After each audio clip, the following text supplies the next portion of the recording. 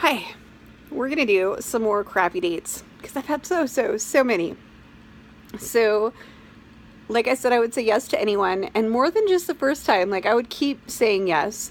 One, because it was just easier that way than for them to go crazy on me. Sometimes I would play the crazy card so they would reject me, and twice I actually was crazy, and that's unfortunate because they were good guys.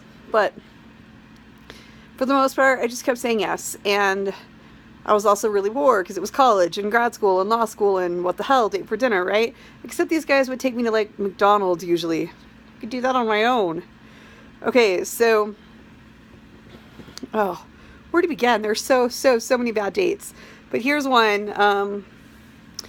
I was living in Cedar City, Utah, and this guy was living in St. George, and it's about an hour apart from each other. And the first night that we were planning to get together, he was like, "Hey, my daughter's really sick. I can't make it." I'm like, "That's cool. You know, your kid needs to come first. That's totally cool." And then the second time that we were planning to get together, it had snowed really badly, and the pass was closed, and so we couldn't make it. So the third time, he's like, "All right, we're gonna do it this time." And he's like, "This is technically our third date, wink wink." And I was like, "No, this is technically our first date." And he's like, "Well, it's our third date in spirit." And I was like, "Fine, our spirits can have sex. Best of luck with that, buddy." And we planned to meet at this truck stop.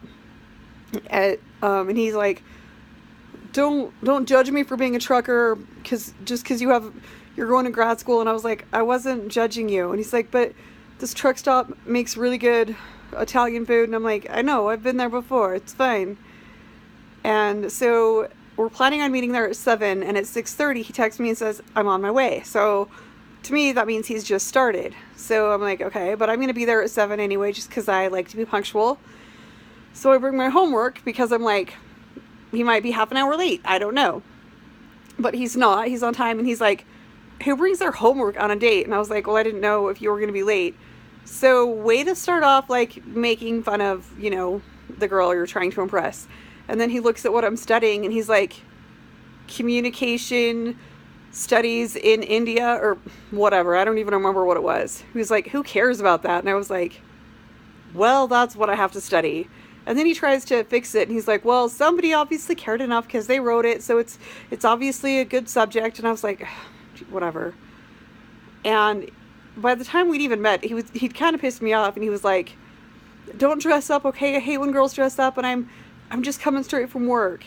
And I don't dress up, like, ever, but I still wore my pearl necklace and a really nice looking sweater just so that I looked, pretty snazzy. But I wasn't going to wear a skirt because I don't wear those anyway. And he's like floundering for conversation. And so I'm like, "Hey, you got a bunch of tattoos. Every tattoo tells a story. Tell me your stories." And he points to a couple bumblebees and he's like, "Every bumblebee represents a drug dealer that my friends and I beat up in high school because the police wouldn't do anything. So we were like this part of this vigilante group, and every time we would beat up a drug dealer, we would tattoo a bumblebee." Okay, that's cute. And then he points to the WB frog on his forearm, and he's like, "10 points if you know who this is." 10 points? I'm the one with boobs, dude. You gotta impress me. And I was like, "It's the WB frog." And he's like, "No, his name is whatever the hell his name is. Who knows the WB frog's name?" And he goes into like some detailed history about the WB frog's name and how WB stole the frog and how, oh my gosh, I don't even remember. Who the hell tattoos the WB frog on their forearm and gets pissed when people call it the WB frog? Because that's what it is. Yeah. I never saw that guy again. And he accused me of me being a snob, that I didn't want to see him again because I was a snob because I was in grad school and he was a trucker, and therefore I was way smarter than him, and that's why I didn't want to see him again.